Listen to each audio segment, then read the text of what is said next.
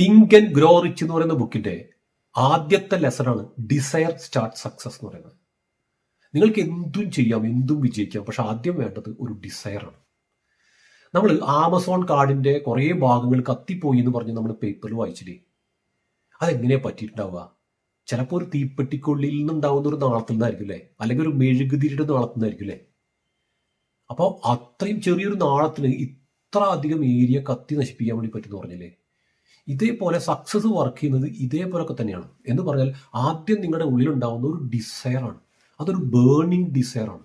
അങ്ങനെയാണെങ്കിൽ നിങ്ങൾക്ക് അവിടെ നിന്ന് എത്ര സക്സസ് വേണമെങ്കിലും പിടിച്ചു കയറാൻ വേണ്ടിയിട്ട് പറ്റും.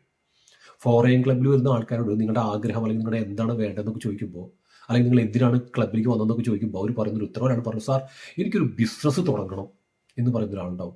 രണ്ടാമത്തെ ആൾ പറയുന്നത് എനിക്കൊരു ബിസിനസ് തുടങ്ങണം, അതൊരു 50,000 രൂപ എനിക്ക് ഇൻകം വേണം, അത് ഈ വർഷം തന്നെ നടക്കുകയും വേണം എന്ന് പറയുന്ന ആൾക്കാരുണ്ടാവും.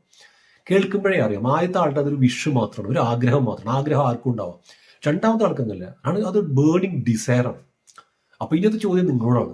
നിങ്ങൾ പല കാര്യങ്ങൾ ആഗ്രഹിക്കുന്നുണ്ടാവും, പക്ഷെ ആഗ്രഹം ഒരു ബേണിംഗ് ഡിസയർ ആയിട്ട് കൊണ്ടുപോകാൻ നിങ്ങൾക്ക് പറ്റുന്നുണ്ടോ എന്ന് ചോദിക്കുന്നത്. ഇല്ലെങ്കിൽ അതിലേക്ക് ഫോക്കസ് ചെയ്യുക. കാരണം അതുണ്ടെങ്കിൽ ആ ഒരു മേഖലയിൽ നിങ്ങൾക്ക് സക്സസ്ഫുൾ ആവാൻ വേണ്ടി പറ്റുള്ളൂ. ഓക്കെ, എന്നെ കേട്ടുകൊണ്ടിരിക്കുന്ന ആളുകൾ ഫോറിൻ ക്ലബിന്റെ കമ്മ്യൂണിറ്റിയിൽ അംഗത്വം ഇല്ല എന്നുണ്ടെങ്കിൽ ജസ്റ്റ് ഒന്ന് താഴത്ത് ലിങ്ക് എന്ന് ടൈപ്പ് ചെയ്താൽ മതി. ഞാൻ നിങ്ങൾക്ക് അതിന്റെ കമ്മ്യൂണിറ്റി, ഫ്രീ ആയിട്ടുള്ള കമ്മ്യൂണിറ്റിയുടെ ലിങ്ക് അയച്ചുതരാം. നിങ്ങൾക്ക് അതിനകത്തേക്ക് ജോയിൻ ചെയ്യാൻ വേണ്ടി പറ്റും ചെയ്യും. ഓക്കെ, എന്തായാലും അടുത്ത വീഡിയോയിൽ നമുക്ക് വീണ്ടും കാണാം.